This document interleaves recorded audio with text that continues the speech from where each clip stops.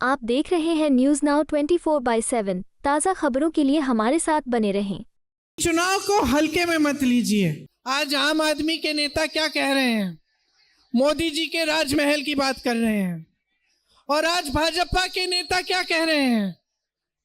केजरीवाल जी के शीश महल की बात कर रहे हैं। यही बातें हो रही हैं ना मंच पर आपके सामने कि किसने कितना पैसा खाया, किसने कितना बड़ा महल बनाया। तो आप सोचिए आपकी बात कौन कर रहा है? असली बात कौन कर रहा है कि आपकी सड़कें कैसे बनेंगी, आपको साफ पानी कैसे मिलेगा, आपके बच्चे शिक्षित कैसे होंगे, पाठशालाएं विकसित कैसे होंगी, आपके जो छोटे छोटे बिजनेस हैं वो मजबूत कैसे होंगे, आपको नौकरी कैसे मिलेगी, रोजगार कैसे मिलेगा। कौन बात कर रहा है आज आपके सामने? दिल्ली विधानसभा चुनाव के लिए बड़े बड़े नेता प्रचार करने में जुटे हुए हैं। ताबड़तोड़ चुनावी जनसभाएं हो रही हैं। सभी नेता एक दूसरे पर निशाना साध रहे हैं। कांग्रेस नेता प्रियंका गांधी ने एक चुनावी जनसभा में प्रधानमंत्री नरेंद्र मोदी और आप सुप्रीमो अरविंद केजरीवाल पर जमकर निशाना साधा। कहा कि दोनों में कोई अंतर नहीं है, दोनों ही काया और भ्रष्ट हैं। प्रियंका मुस्तफाबाद में कांग्रेस उम्मीदवारों के पक्ष में जनसभा को संबोधित कर रही थी। प्रियंका गांधी ने कहा कि चुनाव में सभी नेता अपनी अपनी बात रखते हैं। आप सब नेताओं की बातें सुनते हैं, आप समझ जाते हैं कि कौन सच और कौन झूठ बोल रहा है। कहा कि चुनाव को हल्के में नहीं लीजिए, यह आपके जीवन की तरक्की और भविष्य के लिए बहुत महत्वपूर्ण होता है। हमारे देश में लोकतंत्र है, सरकार की नजर में सभी समान होना चाहिए। हमारा संविधान कहता है कि सबके अधिकार समान हैं। इसका मतलब ये है कि यहाँ बैठे भाइयों और बहनों के अधिकार मुझसे कम नहीं हैं। हमारे संविधान ने आपको वोट की शक्ति दी। इस वोट से आप अपनी सरकार को चुनते हैं। आपका वोट यदि यह नहीं पहचान पाएगा कि आपको बनाने वाले कौन हैं और बिगाड़ने वाले कौन हैं, तो आप इस वोट के जरिए इस देश का नुकसान भी कर सकते हैं। दिल्ली में देश भर के लोग अपना भविष्य बनाने आते हैं। आपको समझना होगा कि आपके संघर्ष को कौन समझ रहा है। आम आदमी पार्टी के नेता जो आपके सामने मुद्दे उठाते हैं, उसमें महंगाई की बात नहीं है। आपके नेता मोदी जी के महल की बात कर रहे हैं और भाजपा के नेता केजरीवाल जी के शीशमहल की बात कर रहे हैं। तो सोचिए आपकी बात कौन कर रहा है? क्या यही आपका इश्यू है? आपका संघर्ष क्या है, ये कौन समझ रहा है? आप टीवी खोलेंगे तो सुनेंगे कि इसने मेरा अपमान कर दिया, उसने उसका अपमान कर दिया। कोई हिंदू मुसलमान की बातें कर रहा होगा। असली बात कौन कर रहा है? चुनाव आ गया है और चुनाव के समय आप सब जानते हैं कि किस तरह से आपके सामने सब नेता आते हैं, प्रचार करते हैं, अपनी बात रखते हैं कि नहीं? मेरी बहनें भी बैठी हुई हैं खूब सारी। तो इस समय सबसे जरूरी बात क्या होती है? आपके मन में कौन सी बात होनी चाहिए? आप सब नेताओं की बातें सुनते हैं, उनका प्रचार सुनते हैं। आप तो बहुत समझदार हैं, जान जाते हैं कि कौन सच बोल रहा है, कौन झूठ बोल रहा है, कौन बड़ी बड़ी बातें कर रहा है, कौन सच्चाई की बात कर रहा है, कौन आपकी समस्याओं को समझ रहा है, कौन समझ नहीं पा रहा है।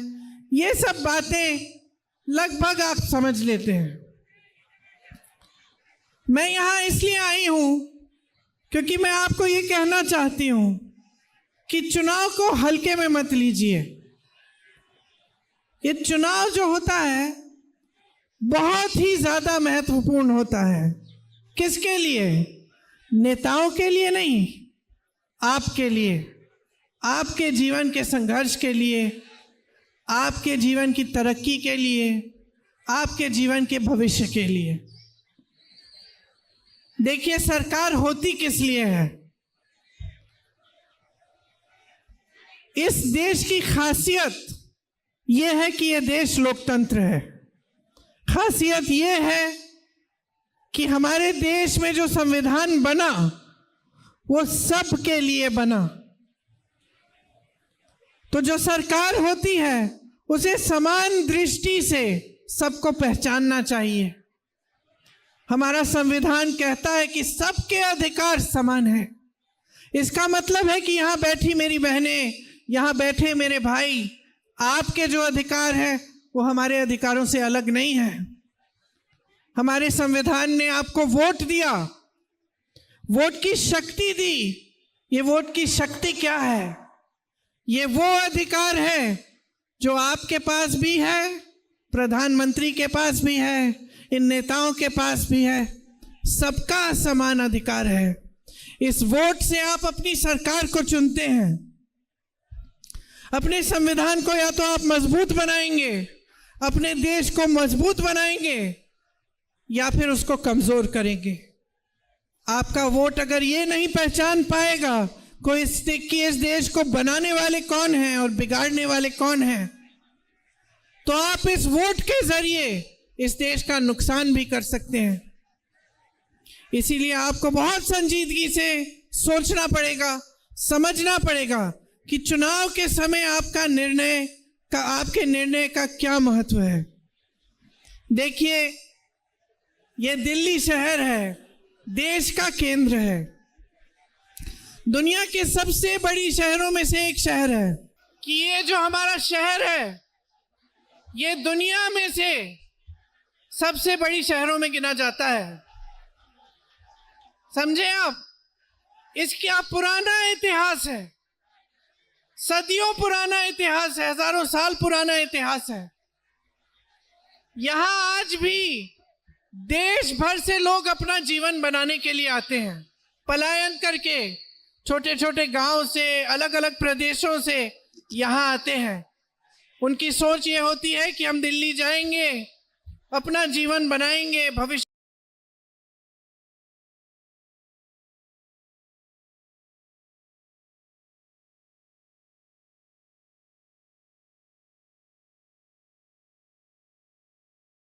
को मजबूत करेंगे। यहां आकर मुश्किल से मुश्किल परिस्थितियों का सामना करना पड़ता है, संघर्ष होता है।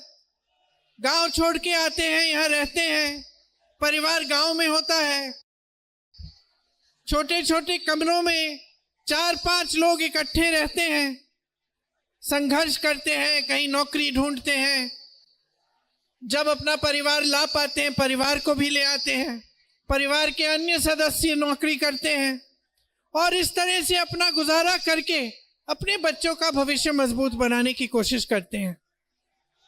यहाँ मेरी बहनें बैठी हैं, ये नहीं है कि घर पे बैठती हैं।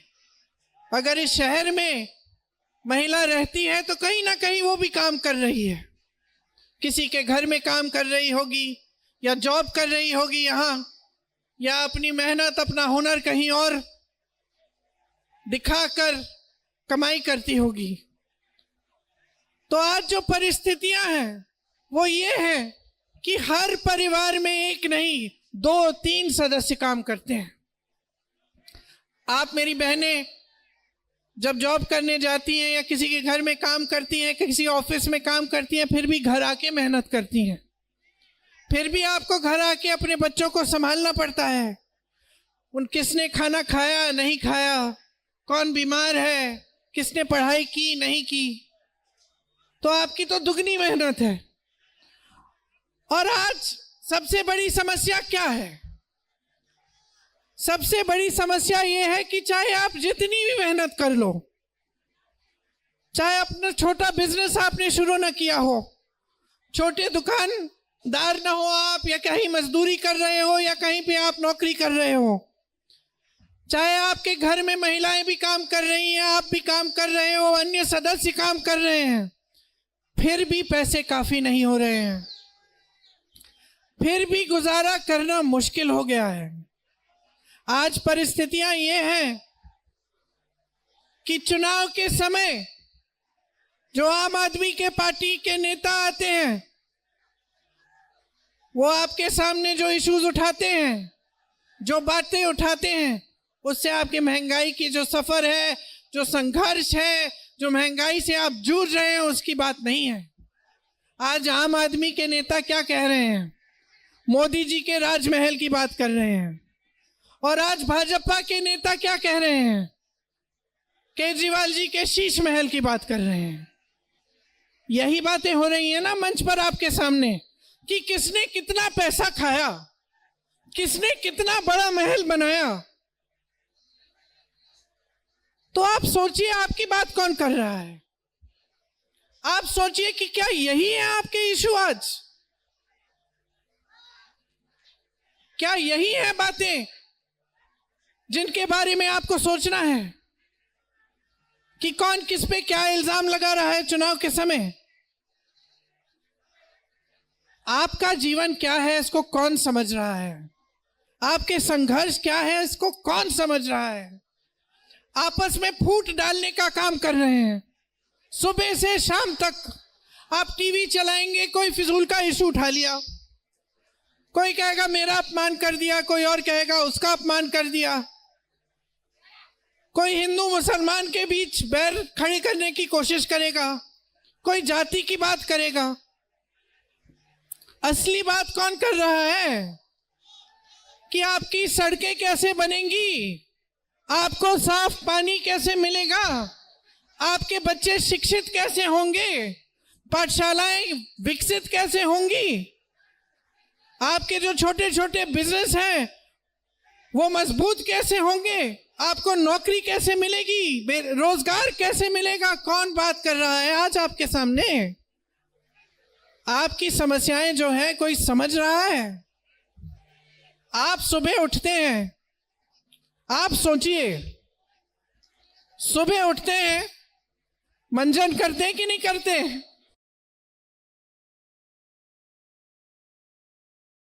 किया करो। मंजन करते हैं, दांत मंजन पे, टूथपेस्ट पे जीएसटी है, ब्रश पे जीएसटी है, चाय पीते हैं उस पे जीएसटी है, ब्रेड खाते हैं ब्रेड मक्खन पे जीएसटी है, कपड़े पहनते हैं कपड़ों पे जीएसटी है। आपका बच्चा स्कूल जाता है, फीस आपको फीस देना मुश्किल हो गया है, वर्दी पे जीएसटी है, पेंसिल पे जीएसटी है, किताबों पे जीएसटी है। आप पेट्रोल डीजल भरना चाहेंगे अपने टू व्हीलर में, अपनी गाड़ी में, पेट्रोल डीजल के दाम बढ़ गए हैं। तो आप हर तरह से घिरे हुए हैं, आपके टैक्स बढ़ते चले जा रहे हैं और दिख क्या रहा है आपको? शीश महल, राजमहल, अडानी जी, अंबानी जी। देखिए, मैं समझती हूं, मेरे भी बच्चे हैं, सबकी परिस्थितियां अलग हो सकती हैं, लेकिन आज जीवन बदल गया है। आज हमारे बच्चे जो हैं, एक जमाने में हम कह सकते थे कि चलो गांव में भी, मैं गांव की बात करूं तो गांव में भी एक जमाने में होता था कि चलो बच्चे को 8वीं 10वीं तक हमने पढ़ा दिया, इसको नौकरी में कहीं पे लगा लो, खेती में मदद कर लेगा, या अगर आप कोई काम कर रहे हैं, आपका कोई हुनर है, आप वो हुनर सिखा देते थे, वो अपने साथ लग जाता था। आज वो जमाना नहीं है। आज गांव में भी जो सबसे गरीब है वो अपने बच्चे को पढ़ाना लिखाना चाहता है। अगर कोई महिला 8वीं तक पढ़ी है, मैं गारंटी के साथ बोल सकती हूं वो अपनी बेटी को कम से कम 12वीं तक BA MA पढ़ाएगी। उसकी ये आशा और उम्मीद तो है। मैंने महिलाओं को देखा है गांव में, साड़ी के फॉल सिलते हुए छुप छुप कर अपने ससुर जी, अपनी सासू माँ से जाकर उसको 100 रुपए 150 रुपए कमा कर वो रखती थी कि अपनी बेटी को मैं अपने से ज्यादा पढ़ाऊंगी। और आज जमाना बदल गया है, बच्चे भी, महत्वाकांक्षाएं उनकी जो हैं वो बढ़ गई हैं। आज आपके बच्चे आपसे फोन मांगेंगे, है कि नहीं? आपसे कहेंगे अम्मी हमें फोन चाहिए, या माता जी हमारे लिए अच्छे कपड़े लेके आओ। तो उनकी भी जो महत्वाकांक्षा है वो बढ़ गई है। आज फोन पे सारा सोशल मीडिया दिख रहा है, सब चाहते हैं कि अपने जीवन में तरक्की आए। बच्चे चाहते हैं कि आप अच्छे जूते खरीद लें, उनके लिए अच्छे कपड़े खरीदें, आपसे फोन मांगेंगे, कहेंगे कि छुट्टियां हैं कहीं तो ले जाओ, 2 दिन के लिए कहीं ले जाओ। तो ये चीजें हैं, जमाना बदल रहा है, जमाने के साथ हम सब बदल रहे हैं, हमारी महत्वाकांक्षाएं बदल रही हैं, हमारा जीवन बदल रहा है और हमारी मुश्किलें बढ़ रही हैं। आपकी मुश्किलें इसलिए बढ़ रही हैं क्योंकि जो नेता हैं, जो सरकार है, चाहे वो केंद्र की सरकार हो, चाहे वो दिल्ली की आपकी सरकार हो, वो आपके बारे में सोच ही नहीं रहे हैं।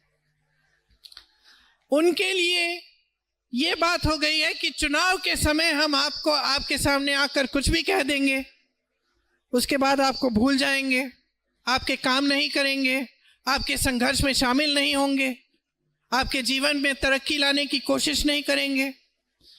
आजकल एक अलग सा माहौल फैल गया है। कई लोगों की बातें मैं सुनती हूँ, वो ये उम्मीद भी नहीं रखते कि आज के नेता ईमानदार होंगे। उम्मीद ही नहीं है, आशा ही नहीं है। मैंने सुना है लोगों को क्या कहते हैं कि चलो पैसे खाता है तो कम से कम काम तो कर ले। ये एटीट्यूड हो गया है। आजकल जनता ये कहने लग गई है, उम्मीद ही नहीं रखती कि अपना नेता ईमानदार हो। ये उम्मीद, ये आशा नहीं रखती कि अपना जो नेता है, जो सरकार है, हमारे लिए काम करेगी। जहां जाती है जनता वहां घूस देनी पड़ती है। छोटे से छोटे काम को कराने के लिए आपको पैसा देना पड़ता है। तो आपकी उम्मीदें भी टूट रही हैं और आप हर जगह यही देख रहे हो कि चुनाव के सामने इस समय तो बड़ी बड़ी बातें, उसके बाद कोई परिस्थिति नहीं बदलती, जीवन नहीं बदलता। केजरीवाल जी को जब आप लाए थे तो आपको याद होगा किन परिस्थितियों में ये आम आदमी पार्टी बनी। केजरीवाल जी कैसे उभरे एक नेता के समान, कैसे भ्रष्टाचार के खिलाफ बात करके, भ्रष्टाचार के खिलाफ प्रचार करके। और आज इनमें और मोदी जी में क्या फर्क है?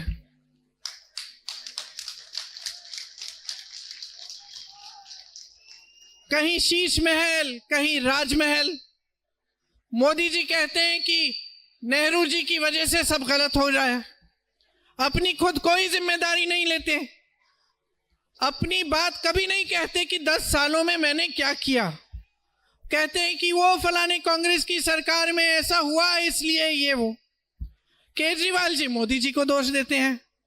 एक तरफ मोदी जी को नेहरू जी मिल गए, दूसरी तरफ केजरीवाल जी को मोदी जी मिल गए। काम कौन कर रहा है? जिम्मेदारी कौन ले रहा है?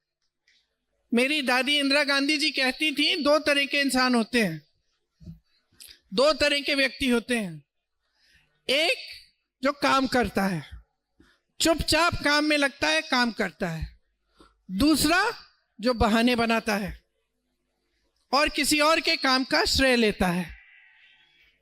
अब आपके सामने ये जो नेता हैं, चाहे नरेंद्र मोदी जी हों, चाहे केजरीवाल जी हों, आप बताइए किस तरह के इंसान हैं, पहले कि दूसरे? दूसरे जिम्मेदारी नहीं लेते, इनको नेता कहते हैं आप। नेता जिम्मेदारी लेता है, नेता से गलती भी हो जाती है तो जिम्मेदारी लेता है, कहता है मेरे से गलती हो गई। नेता डरता नहीं है, लोगों को लड़ाता नहीं है, लोगों का ध्यान भटकाने का काम नेता का काम नहीं है। नेता का काम है कि लोगों को दिखाए कि ये जो आपकी समस्याएं हैं, इनको हल करने के लिए हम कैसे काम कर रहे हैं, हम क्या काम कर रहे हैं। ये जो आपके संघर्ष है, ये जो आपका बोझ है, इसे हम कैसे हल्का करेंगे। नेता का काम ऐसा होता है। श्रवण कुमार की बात सुनिए आपने, अपने माता पिता का जो बोझ था वो अपने कंधों पे लेके चलता था। ये होता है नेता।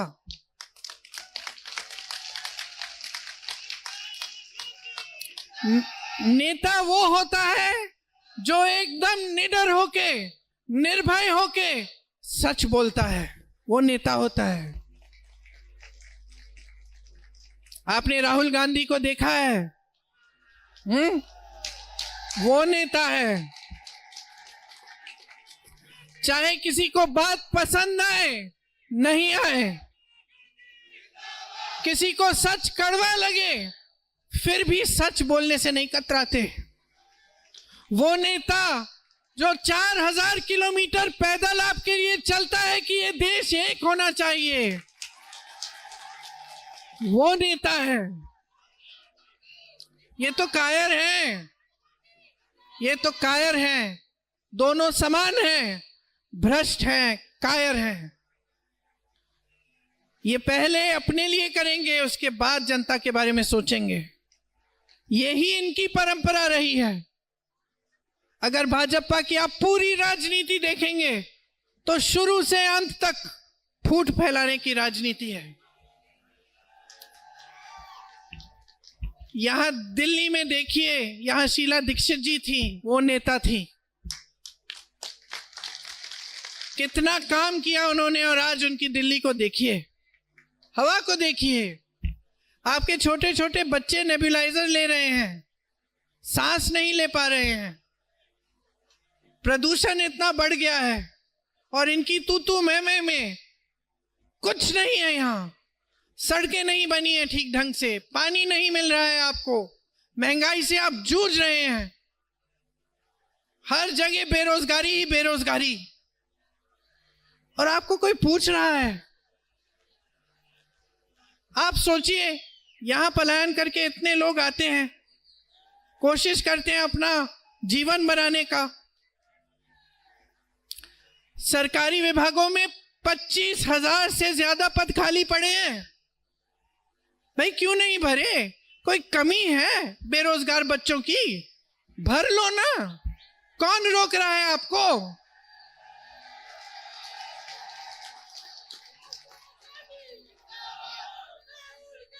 केंद्र के विभागों में भी यही हो रहा है। केंद्र के विभागों में भी पद खाली हैं। क्या करते हैं? कॉन्ट्रैक्ट पे नौकरी। किस लिए? नौकरियां क्यों नहीं दे रहे हैं? रोजगार क्यों नहीं दे रहे हैं जब पद खाली पड़े हुए हैं? जोमैटो, स्विगी, डिलीवरी, ओला में जो जो काम करता है उसके लिए क्या सुविधाएं हैं, क्या सुरक्षा है उनकी? सुबह से शाम तक काम करते हैं। सरकार ने कोई स्कीम नहीं निकाली आपकी मदद के लिए। आप ऑटो रिक्शा चलाते हो, बहुत बातें की केजरीवाल जी ने, आम आदमी पार्टी ने आपके लिए, फिर क्या हुआ? आपके जीवन में तरक्की आई? क्या आप अपने बच्चों का भविष्य मजबूत बना पाए हो? तो हर जगह, हर तरफ परेशानी ही परेशानी है। और इन परेशानियों के बीच में जो सच्चाई है वो आपको कोई नहीं बता रहा है। सच्चाई ये है कि हमारी अर्थव्यवस्था आज चौपट हो रही है। सच्चाई ये है कि शेयर बाजार गिर रही है, रुपया गिर रहा है। जब रुपया गिरा था मनमोहन सिंह जी के समय में, तो ये लोग चीख रहे थे, चिल्ला रहे थे कि भाई रुपये को देखो इतना गिर गया है, ऐसा हो गया, वैसा हो गया। अब मुंह बंद क्यों है? इनके राज में इतना गिरा है रुपया, सबका नुकसान हो रहा है। ईएमआई महंगी हो गई है, दर बढ़ते चले जा रहे हैं। मिडिल क्लास पे टैक्स का कितना बोझ है। मैंने जीएसटी की बात की, हर चीज पे जीएसटी है। छोटे दुकानदार, छोटे बिजनेस, जो हमारी देश की रीढ़ की हड्डी हैं, ये सारी दुकानें जो यहाँ हैं, कमा ही नहीं पा रहे हो। आपकी कमाई कम हो कितनी भी हो, आपको सीए रखना पड़ रहा है। हर चीज पे अलग अलग जीएसटी है। आपको मजबूत करने का काम कोई नहीं कर रहा। आप रोजगार देते थे, छोटे छोटे बिजनेस रोजगार देते थे, आपको दुर्बल किया जा रहा है। पीएसयू रोजगार देते थे। ये लोग कहते हैं ना, नेहरू जी का नाम बहुत लेते हैं। तमाम पीएसयू जो नेहरू जी ने बनवाए, क्या कर रहे हैं ये लोग? सब अडानी जी को बेच रहे हैं। बेच क्या, दे रहे हैं। हमारे हवाई अड्डे, बंदरगाह, तमाम जमीनें, कोयले के खदान, सब कुछ इनके हवाले कर रहे हैं। आपके बच्चे सोशल मीडिया पे इनकी शादियां देख रहे हैं, किनके कितने कितने बड़े गहने हैं। और आप अपने बच्चे की फीस भर नहीं पा रहे हो, तो कौन कहता है कि अमीर नहीं हो जाओ भाई, कमाया है तुमने तो हो जाओ, लेकिन देश की संपत्ति तुम्हें मुफ्त में मिल जाए और फिर तुम ऐश करो।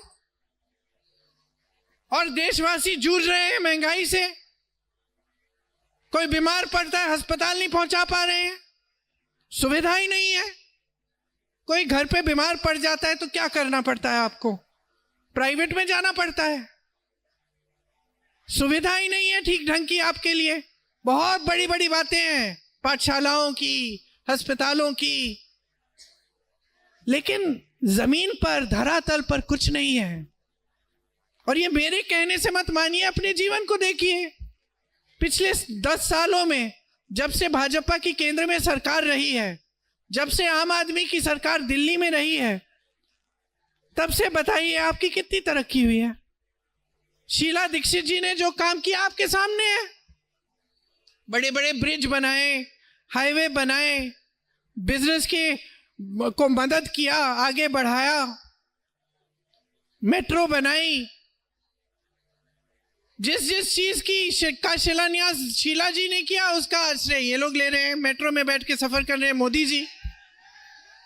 लेकिन सच्चाई तो आपके सामने है ना।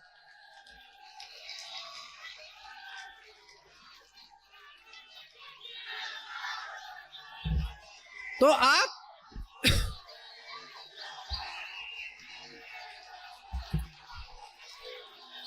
गिनाऊं मैं शीला जी के काम गिनाऊं? लिखा है मेरे पास। सुनिए, कांग्रेस पार्टी की जो यहां दिल्ली में सरकार थी, शीला जी के नेतृत्व में क्या क्या किया उन्होंने।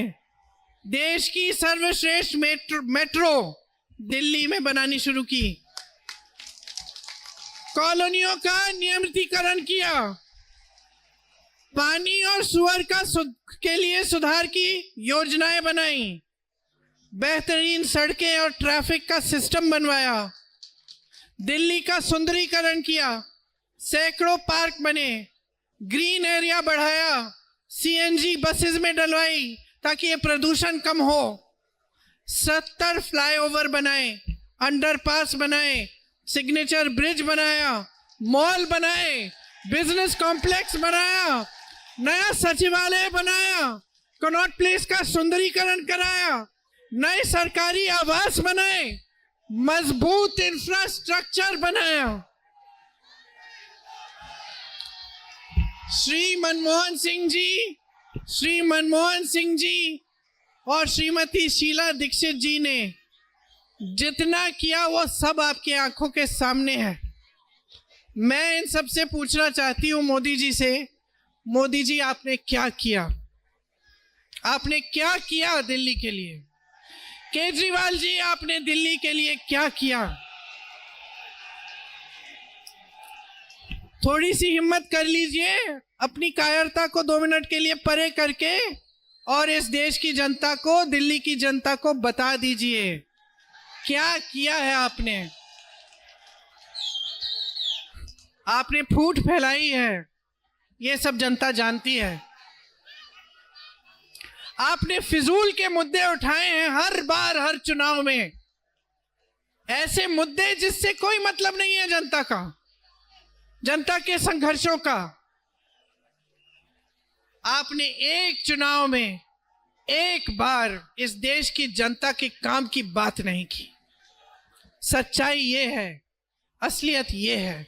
और आज हम यहां खड़े हैं, आज हम यहां खड़े हैं कि देश की सारी संपत्ति कुछ गिने चुने लोगों के हाथों में है।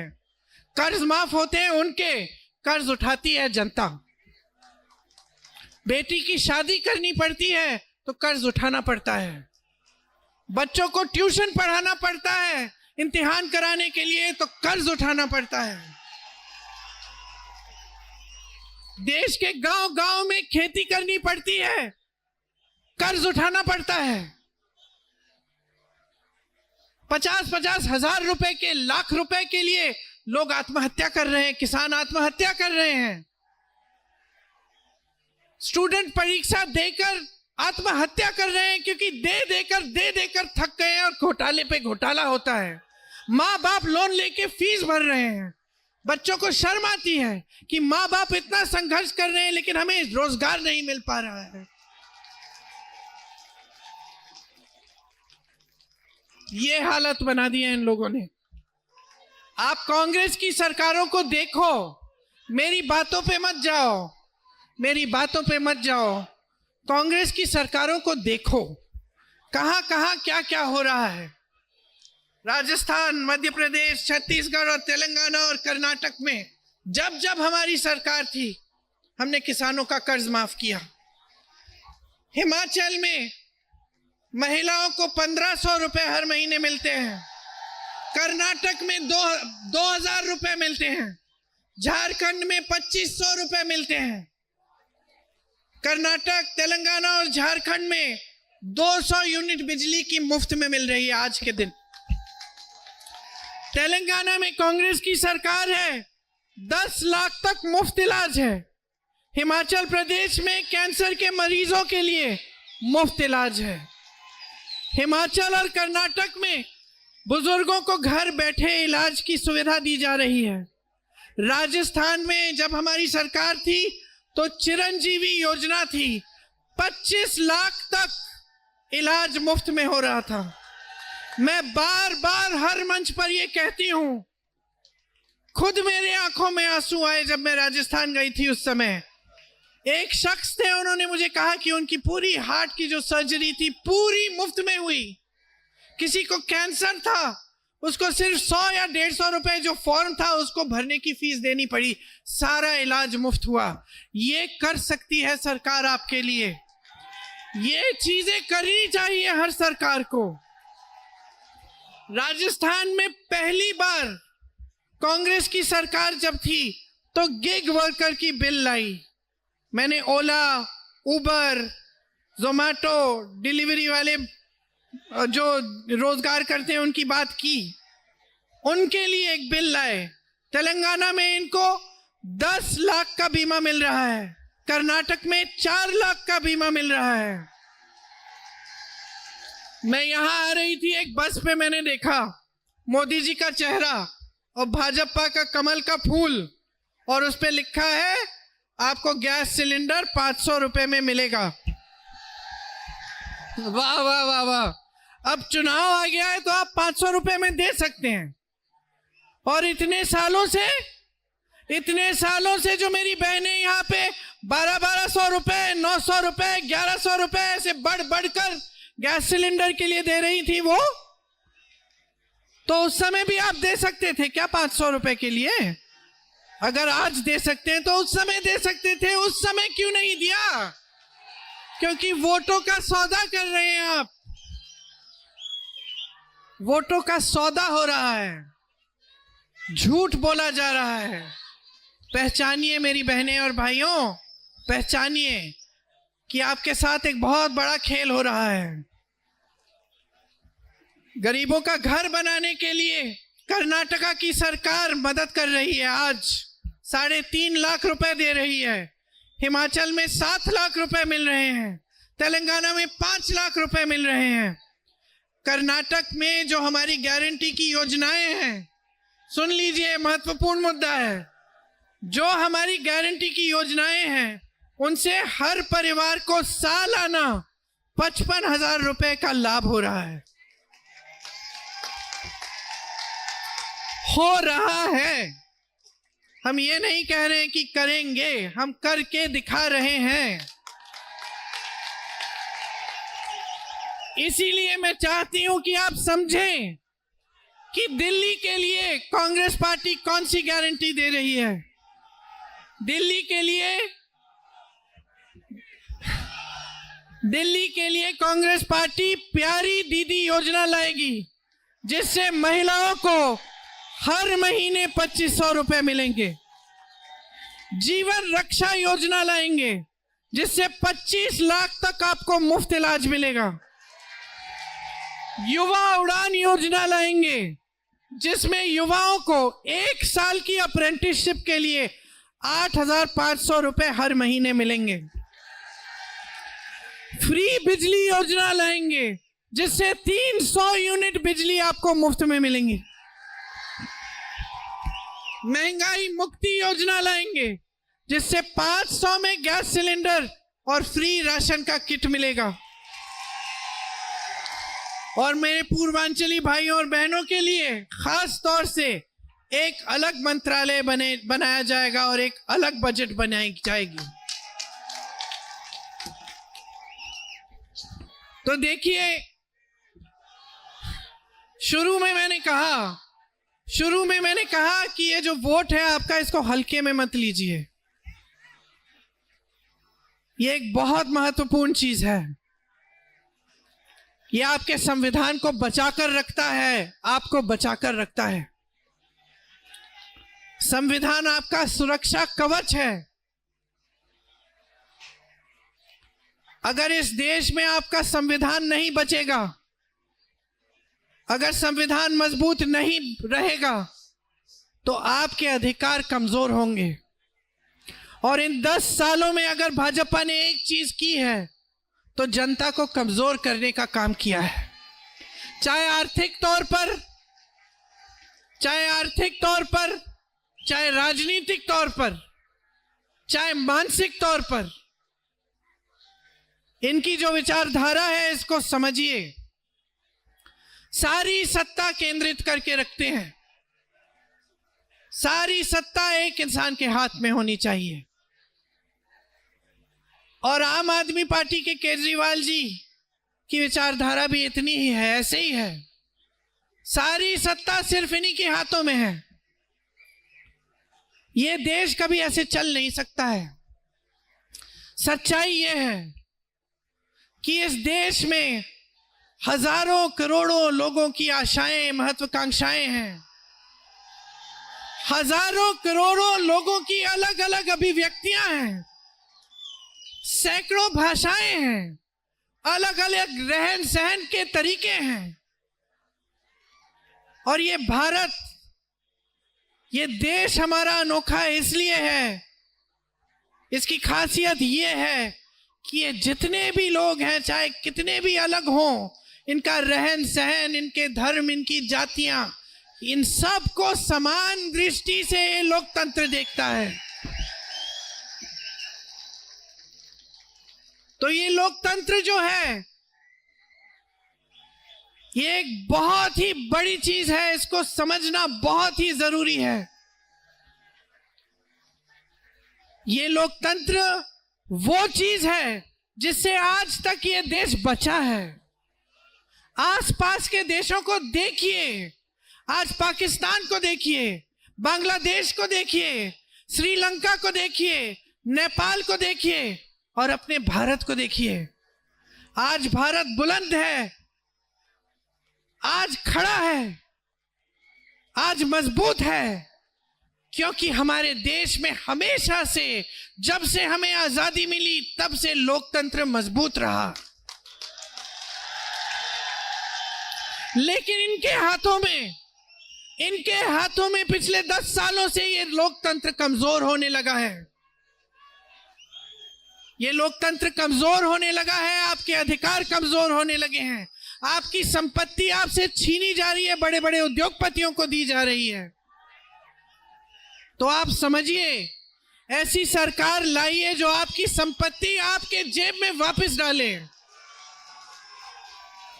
ये सारी स्कीमें जो हैं, ये लोग कहते हैं ना कि ये स्कीमें हो नहीं सकती, ये हो रही है जहां कांग्रेस की सरकार चल रही है। और इसलिए हो रही है क्योंकि आपसे चोरी नहीं हो रही है, क्योंकि जो आपकी संपत्ति है वो किसी बड़े उद्योगपति के जेब में नहीं डाल रही है कांग्रेस की सरकार। कांग्रेस की सरकार वापस आपको स्कीम बना कर दे रही है। इसलिए मैं आपसे आग्रह करती हूं कि 5 तारीख को कांग्रेस के उम्मीदवारों को भारी बहुमत से जिताइए। यहां ईश्वर भी है और अली भी है।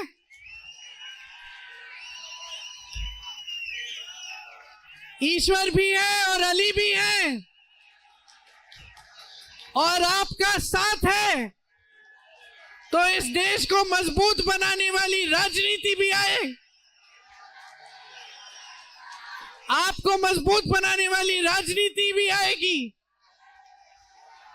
और एक बार फिर ये दिल्ली शहर जो हमारी अमानत है, आपकी अमानत है, जो हमारे लिए, हमारे पूरे देश भर के लिए केंद्र है, मिसाल बननी चाहिए। एक बार फिर हम इसको मिसाल बनाएंगे, एक बार फिर हम यहाँ का विकास कराएंगे, आपके लिए मौके, आपके बच्चों के लिए, आपकी परिवारों के लिए एक नया भविष्य बनाएंगे। तो आपने बहुत शांति से मेरी बातें सुनी, इसके लिए बहुत बहुत धन्यवाद, शुक्रिया। एक बार जोर से मेरे साथ कहिए, जय हिंद, जय हिंद, जय हिंद। आपको यह वीडियो पसंद आया हो तो इसे लाइक करें, हमारे चैनल को सब्सक्राइब करें।